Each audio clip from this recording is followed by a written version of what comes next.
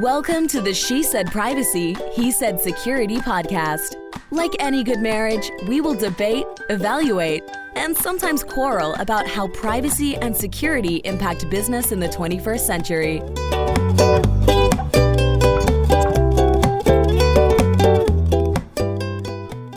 Hi, Jody Daniels here. I'm the founder and CEO of Clover Advisors, a certified women's privacy consultancy.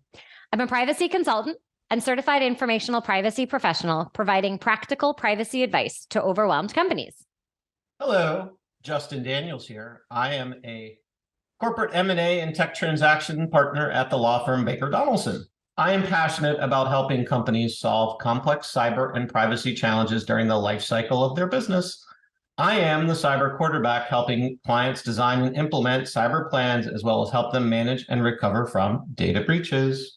And this episode is brought to you by, it's very loud today, Clover Advisors. We help companies to comply with data privacy laws and establish customer trust so that they can grow and nurture integrity. We work with companies in a variety of fields, including technology, e-commerce, professional services, and digital media. In short, we use data privacy to transform the way companies do business. Together, we're creating a future where there's greater trust between companies and consumers. To learn more and to check out our new best-selling book, Data Reimagined, Building Trust One Bite at a Time, visit redcloveradvisors.com. Ready to chat a little AI governance today? I was thinking maybe we could talk about how maybe we could use ChatGPT to help you select the dress, since you've got one up on the screen here. Well, I have a formal wedding to go to, and of course, nothing in my closet fits that I like. Well, that's not true. They fit, but I don't like them because I've worn them. So I want a new one. So you have a closet full of nothing to wear. That is what I meant to say. I have a closet full of nothing to wear. They all fit and they're all lovely, but they're all boring because I've used them already. But yet you could wear them. It's just. Yes, this is why we don't discuss fashion. This is not a fashion podcast. Yes. We should go to AI, which you do know something about. Indeed. Well, why don't we introduce our guest today? So today we have Dr. Emre Kazim, who is the co-CEO and co-founder of Holistic AI, an AI governance, risk, and compliance startup focusing on software for auditing and risk management of AI systems. Hello. Hey there, wonderful to be here. Really appreciate the invitation, and I'm really keen to engage. Absolutely. So the very first question is, tell us a little bit about how you got to where you are today, including residing in London. Awesome. Yeah. So I was actually born in London. Always kind of been based in London. And I also went to university in London, and I went to a university called University College London, which is right in the center. And I did my academic studies there. My undergraduate in the sciences, I was actually studied chemistry and then physics. And then I just completely switched disciplines, and I ended up doing a PhD in philosophy. And I did my PhD in the philosophy of ethics. It's more specifically a German philosopher, very old German philosopher called Kant. So after I had done that, because I had a kind of background in both the sciences as well as kind of ethics and philosophy, there was lots and lots of interesting things taking place in the computer science department of UCL, the university I'd also done my undergraduate in. And I had a friend there, and they were like, look, we're really interested in building out multidisciplinary teams and bringing in someone with different expertise from the engineers. Do you want to just come and join some of these projects? So that's how I ended up working in the University College London computer science department without an engineering background. And we were just doing lots of interesting stuff. And the area of trustworthy AI or AI ethics started to emerge as we saw more and more high-profile cases of harm. Like there's this algorithm that's horribly biased, or there's this algorithm that's not safe, and things like this. And then just started working with engineers. And one of the engineers was Adriano Koshiyama, who's my co-founder. And we formed a friendship. And out of that kind of relationship, as well as the work we were doing together, we said, look, this is way too important to remain as some kind of research program. We've got to spin the company out. So really, it was just out of curiosity and exploration and experimentation that I ended up in this space. I'm really glad to have met Adriano, and we kind of came out of research. That's how and then the company just really grew and developed off the back of that.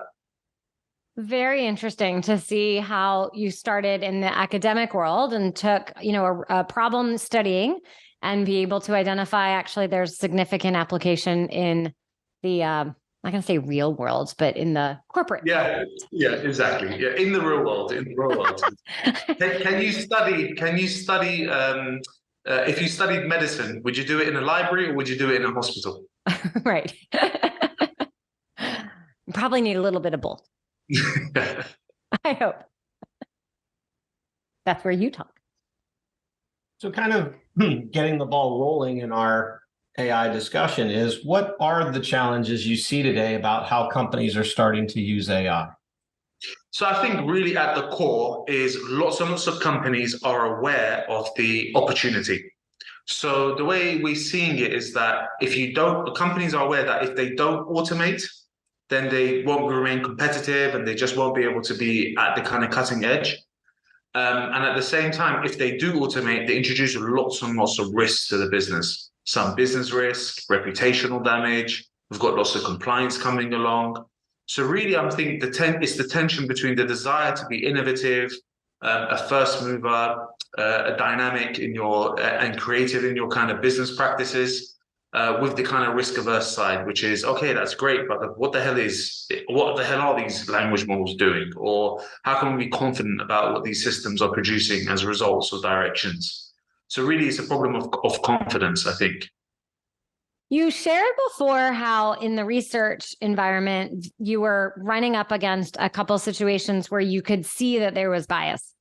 Can you share maybe an example? And we don't need the specifics, but just kind of the types of bias that you were seeing.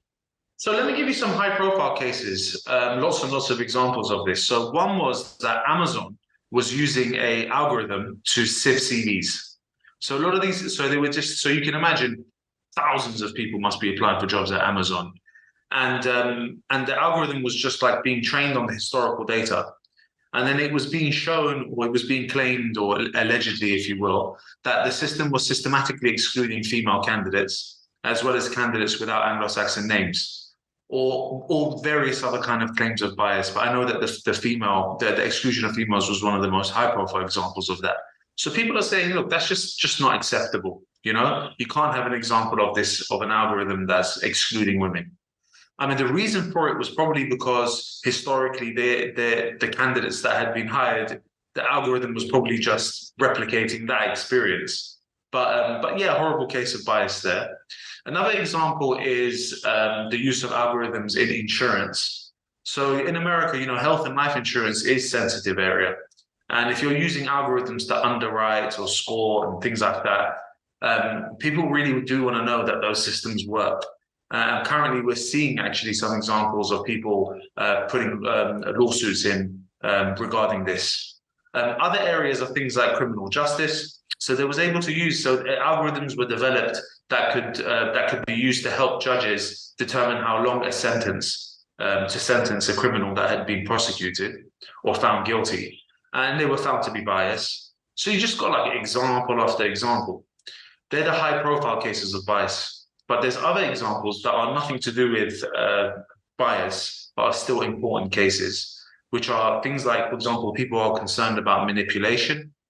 Now, it just depends on where you are in politics, but all these kind of discussions about manipulation of the democratic process via nudging and other kind of efficacious algorithms. So it's just got like a litany of examples of algorithms gone amok, or claiming that algorithms have gone amok.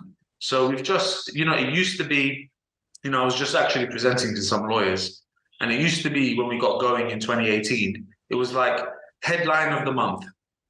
And then as time passed, it became headline of the week. And now, even in the building that I'm speaking to you in, when I walked back into the office today from a meeting, I could see on the news some discussion about AI and so on. So it's gone from something that was kind of drip to like everyday news, dinner table conversations about the both opportunities, but more generally the potential harms of algorithms. So that's really, it's become, these high profile cases of harm have really accelerated the concern in this space. Those are great examples. Appreciate you sharing those. So, as you talked about with companies trying to figure out how to be cutting edge, but yet not introduce systemic risks to their business, can you talk to us a little bit more about how you envision with your product AI governance working? Because at least when I'm dealing with it now, people are putting together cross-functional committees. They're trying to figure out, what do we do if it hallucinates? So can you elaborate on how you're approaching AI governance with what we know right now? So I think the first thing is, and I guess, you probably, I assume you both concur with this, is a lot of it is discovery. So, really simple question about just saying, have you got an inventory or registry of systems? Do you know what's actually, do you have visibility across the business in terms of the use of these algorithms? There's so many, depending on the size of the company, there's lots and lots of different business units doing lots and lots of different things. Sometimes experimenting with technology, sometimes procuring them, sometimes developing themselves. So I think really the kind of first step, really the most important first step, is a kind of visibility. So what I found, I've shifted away from the idea of having a kind of ethics community or something, ethics like group. I used to kind of, a little bit of trolling here, kind of the council of the virtuous that decide, this is good or this is bad. More looking at processes and thinking about visibility and policies that can be done in a systematic and scalable way. So I think probably the single point of departure is probably visibility and discovery. What's taking place across the business. AI is happening, or AI discussions are happening across the board in businesses, and they're also popping up on privacy and security teams. Where do you believe AI governance fits alongside privacy, security, and then just overall risk? So I think the first thing to think about it is I'm absolutely convinced that we have cybersecurity, which started off as something peripheral, became a broader concern, and then with mass adoption, we got this cybersecurity industry. And then the second wave was data protection. Again, ubiquitous use of data, huge, data lakes and control, and then the collection of personal data, then the harms with the kind of adoption of that and the proliferation of that. And then we've got the data protection ecosystem, market regimes. We're in that phase with AI. We've got this kind of now, we had the early adopters, we're now starting to see the proliferation and ubiquitous adoption of these systems. And we're going to see AI as the AI governance or risk management as another standard process, along with privacy and security. So I think the best way of thinking about it is actually as analogous to those. Just an interesting point of reflection. In Europe, it feels to me that a lot of the community that are interested in AI come from data protection, whereas what I experienced quite a bit in the States is that a lot of the community come from cybersecurity, which is really interesting for me. But I guess data in the States is also not just privacy in the sense of personal identifiable data, but there's also a closer relationship with security. So it may not be directly, it may not be so stark, but I've noticed that as well. I've noticed that the kind of communities that have been, that there's a past dependency on the kind of place that someone started with to their interest in AI. I think another thing to consider just quickly is that AI can introduce novel security risks and novel privacy risks. So even if you've traditionally had a good data protection regime and robust cybersecurity regimes, AI is a new form of risk for those verticals as well. I think your observation is really fascinating between Europe and the US. And I'm just kind of thinking, perhaps because privacy is truly this fundamental right that has security as a subset, it's just like a ingrained components in the EU. And here in the States, we've been much more focused on the security side, and we're a lot slower to move in the privacy side. We're catching up. We have California, a variety of other state laws. But that's interesting you say that, because I do see, privacy professionals in my community who are focused on it. But at the same time, so many of the articles are really focused on the security side. Yeah. And I was going to ask, you shared that it introduces some novel risks. Can you offer a couple examples of each of those? Yeah, so first I was looking at, it was interesting for me to see a lot of the discussions about the language models and how they can be used to probe or strategize ways in which you can compromise the security of a particular system. So that's not just in terms, so it's not just in the use of, you can use algorithms to compromise security, but also just in the strategizing and learning and the access to that kind of knowledge. So I know OpenAI, for example, have deliberately done a lot to restrict the use of their systems to do that kind of strategizing and that kind of processing. That's the security. The privacy side, what I'm really getting at is you can have a regime, you can have a system which is, well, from a data protection perspective, well governed. You know, it satisfies European GDPR, which to the best of my knowledge, the Californian version is very close to. And it's like, great, we've got a good defendable data protection regime. But then what do you do with that data? You know, if you use particular kinds of machine learning on that system, it can produce kind of results, or we can see leakage or exposure of data from the otherwise well-governed system that we wouldn't have. So introducing or using particular kinds of systems in actually generally from a data protection perspective, well-governed systems can introduce novel privacy risks. So that's really what I meant. Appreciate you sharing. Thank you. Always very helpful.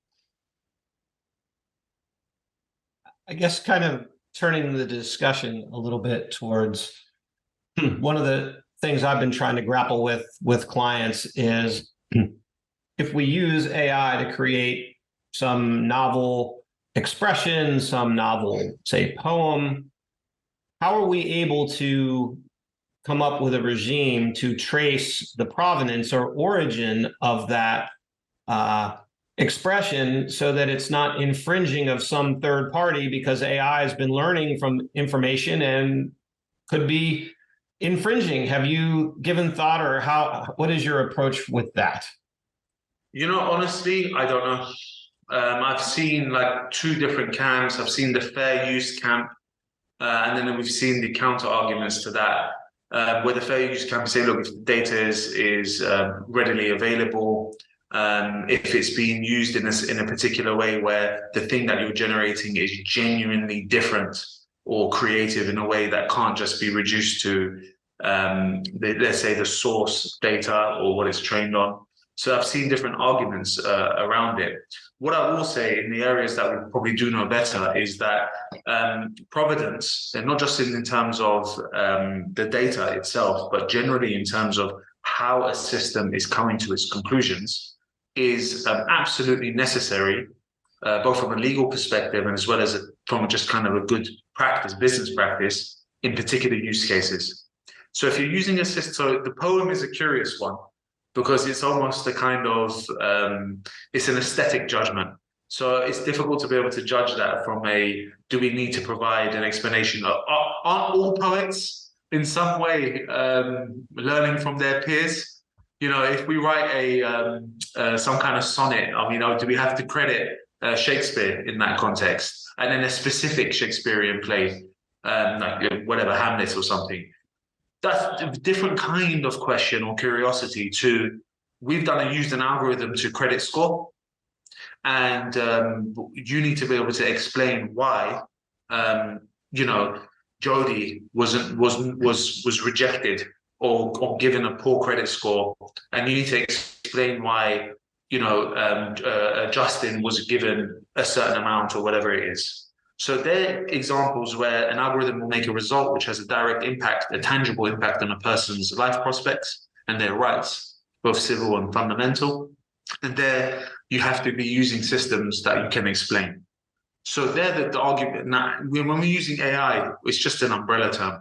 You know, there are some systems which are just intangible, that we just can't explain. They're just so complicated, such as the large language models. And then there's other systems which we can readily investigate to say this is how it's come to its conclusions. So I would contend that if you've got a situation where you've got a moral and legal obligation to provide explanations, to not use systems that are inexplicable. Where do you recommend companies start? Come and pay us money, Jodie. It's really is going back to that point about discovery. Take a stock, like what's happened. So what one doesn't want to do is every single time introduce a new process and a new, just take stock. Are we aware? For example, it may be the case that the data privacy individuals actually have got a good grasp of the use of machine learning within the business, because a lot of the time these are kind of sister processes. So it's really the discovery phase to get going by saying, okay, do we know what's actually happening in this business? Now, once they get past the discovery phase, tell us a little bit about what your company does and when they should come and pay you money. So we basically do AI governance, risk, and prepare them for compliance. So from the governance side, what we're doing is providing we're a platform solution. So you can do this in a systematic and scalable fashion, because companies have got often hundreds of systems across the business. So it's not really looking at one or two systems, but really being able to have good governance or command and control regime across the business. So the first thing that we're doing is really just about AI inventory and registry, and being able to say, okay, look, here's your state of play. Here's the C-suite view, the bird's eye view of what's actually taking place. The second thing, the risk component, is to say, okay, given a company's risk appetite or risk posture, let's risk assess the algorithms. Let's actually see red, amber, green, look at how they work, and be able to see, okay, what is the inherent risk of these systems?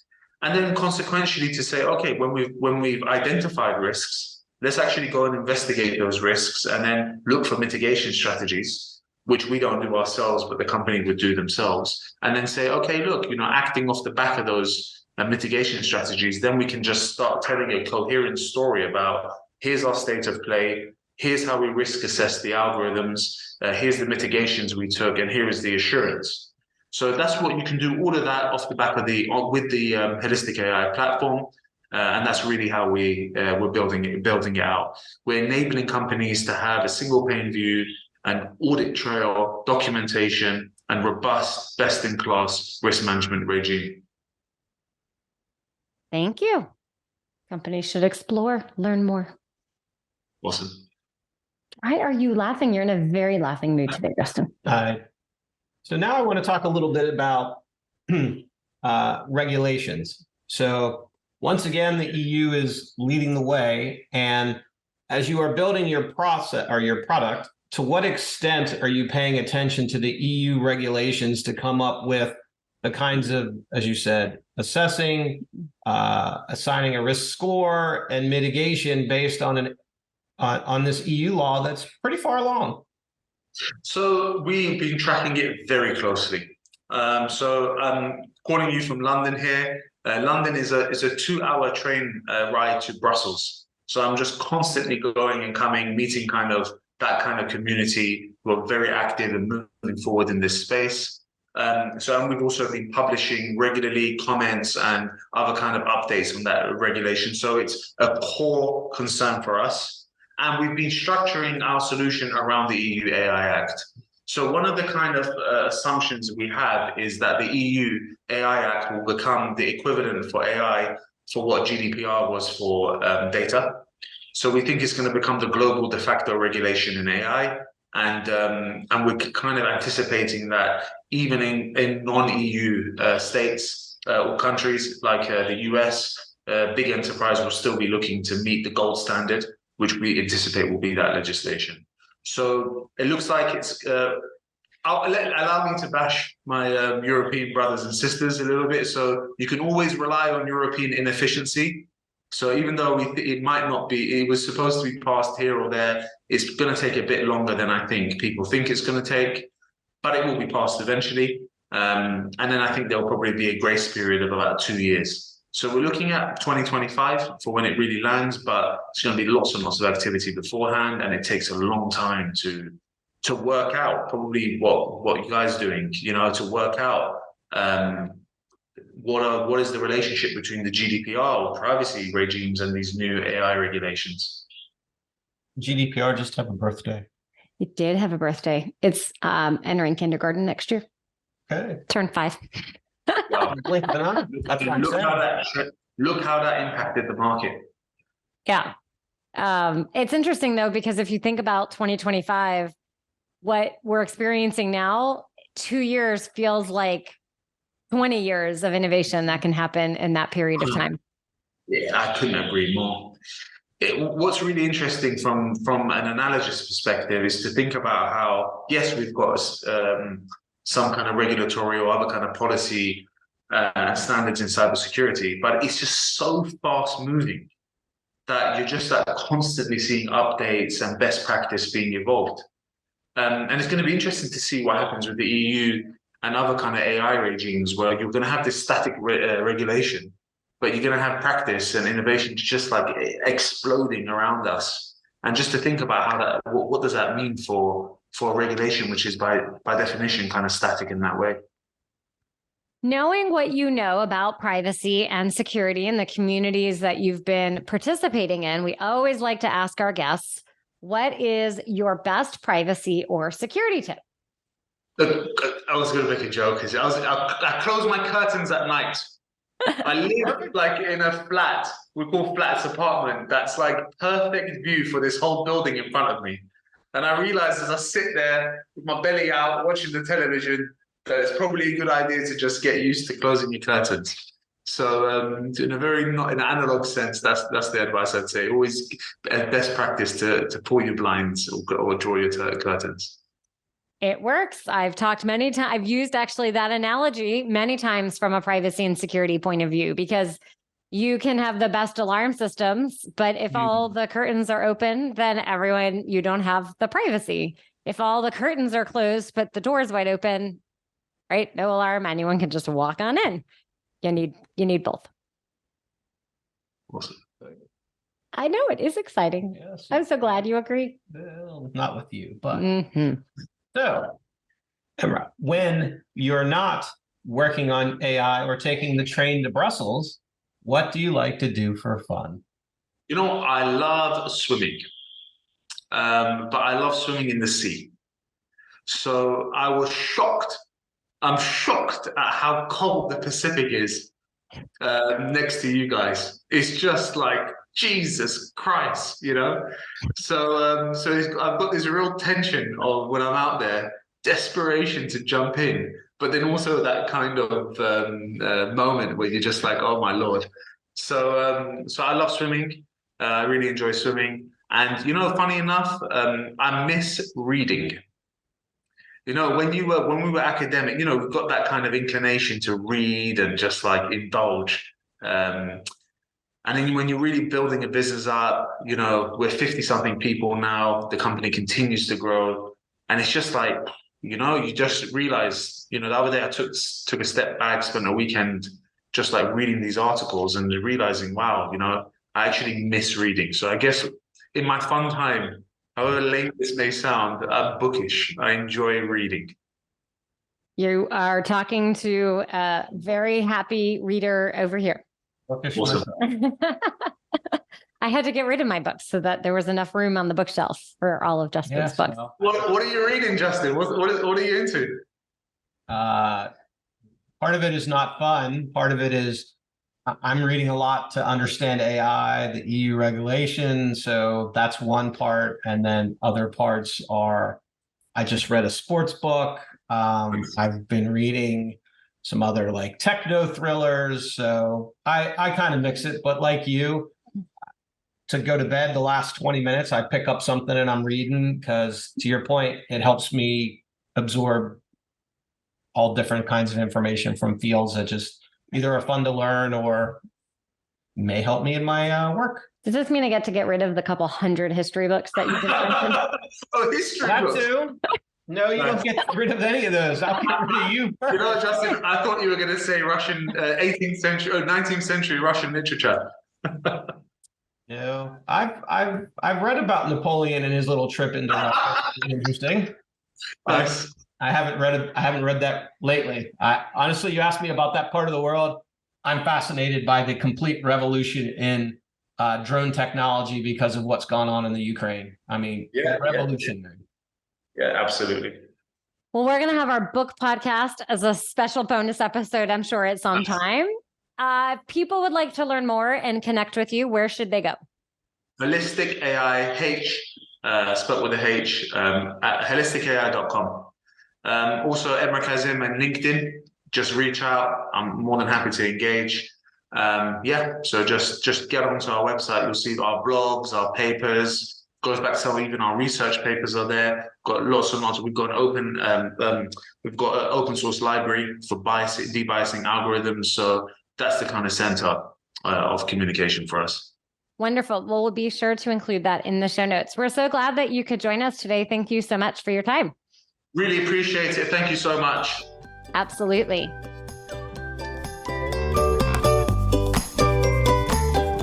Thanks for listening to the She Said Privacy, He Said Security podcast. If you haven't already, be sure to click subscribe to get future episodes and check us out on LinkedIn. See you next time.